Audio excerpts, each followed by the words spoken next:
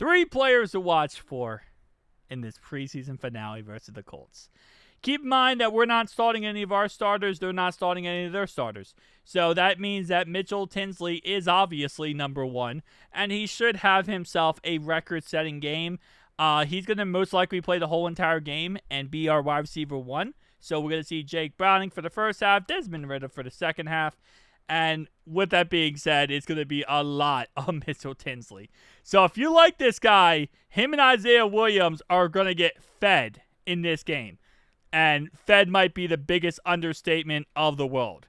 So that's number 1, easy, not a question. I think a lot of people who even aren't Bengals fans are kind of excited to see Mitchell Tinsley have a great game. Number 2, I like to bring in Exhibit A. There we go. The right guard position battle.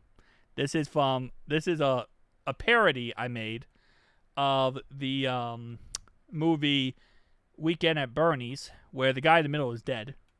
And they're obviously holding him up. I did this with Katie Blackburn and Mike Brown and Dalton Risner in the background.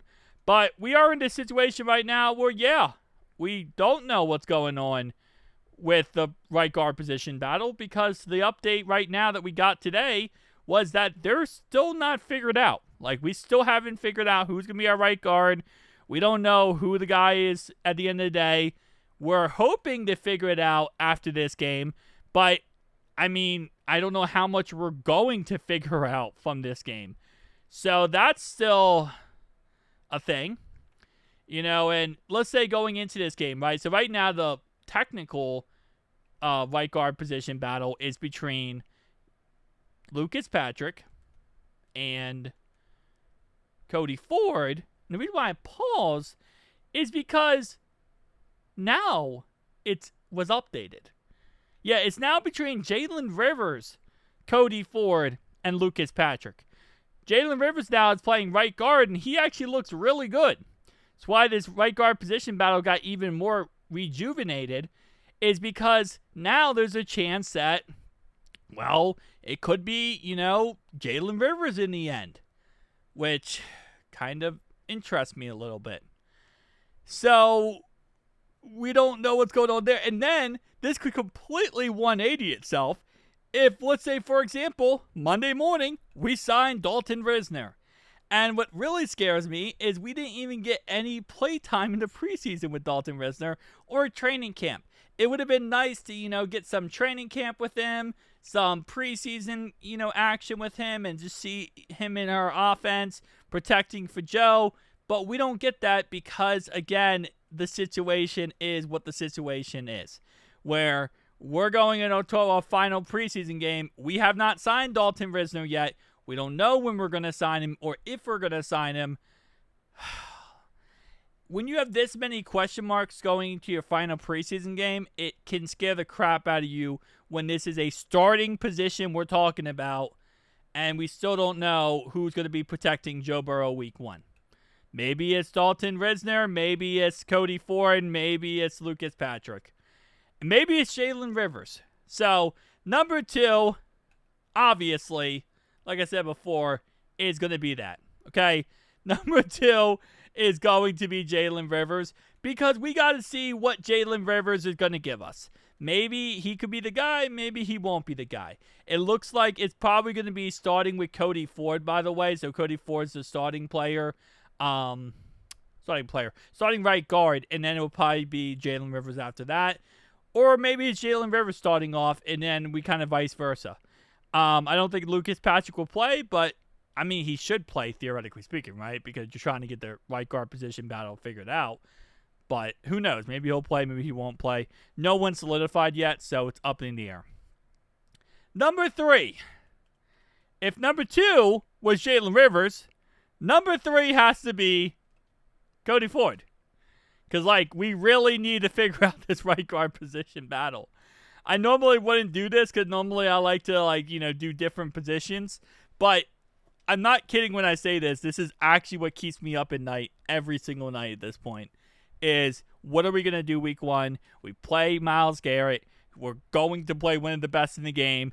and we still don't have anything figured out at the right guard position. But I guess if I had to give a third player that isn't an offensive lineman, it would be Tyson Anderson. Listen, at the end of the day, if Tyson Anderson can be that guy this year, this is going to be a good year. Because our safety group is very, very just, how do I put that? Weak and not looking good right now. Geno Stone obviously dealing with his injuries. Then we got Jordan Battle, who I love. But outside of that, Tyson Anderson didn't play a single snap last year. Obviously dealt with injuries in his past as well. And then outside of Tyson Anderson, Anthony hasn't looked good in his career so far. Obviously, he's a 7th round draft pick. But still, he hasn't looked that great personally. After that PI call versus the Chiefs, he didn't get another snap all of last year after he got that PI call. So, again, maybe that's a little bit of the fact that, we had some depth last year, which kind of not. We had, we had Von Bell, which I don't know if that's considered depth purposes or not, but yeah, we need to figure that out. And again, like I said, there's a lot to go into this final preseason game. When it comes from a logistical position battles and stuff like that, this is going to be a very, very important game. But when it comes from the casual fan watching it, as I said before, it's going to be a very boring game. It's going to be a very frustrating game. It's going to be a very ugly game. But this is the game that's going to decide so much on how this, how everything gets figured out in the end here for the Bengals. So I'm interested. I'm ready for week 1, obviously, because I love football, right? I love watching the Bengals. But I am I'm so interested to see how this ends up turning out. I think it's going to turn out in a very positive way. Because I'm going to keep myself as optimistic as humanly possible, okay? And I'm going to go in borderline on absolute delusional when it comes to this, because I just hope and pray this turns out correctly. Because if it doesn't, our quarterback is going to be in a severe bad place and have a lot of pain, because he's not going to have anyone protecting for him, and it's going to be ugly. So let's just hope and pray that everything turns out. Again, like I said, I believe it will, but who knows at the end of the day. It's one day away, man. I will be live tomorrow night for this game, so make sure you stop by the channel, check it out. Make sure you give me your thoughts and opinions. If you want to go into my insanity, I recommend doing it. I know it might sound crazy, but sometimes just being as optimistic as possible might sound insane, but sometimes it keeps you going. It keeps you going, man. Life sometimes can get the best of you. It's always good to be optimistic and, try to be as positive as possible. So definitely tell me down below your thoughts and opinions. See you guys in the next one.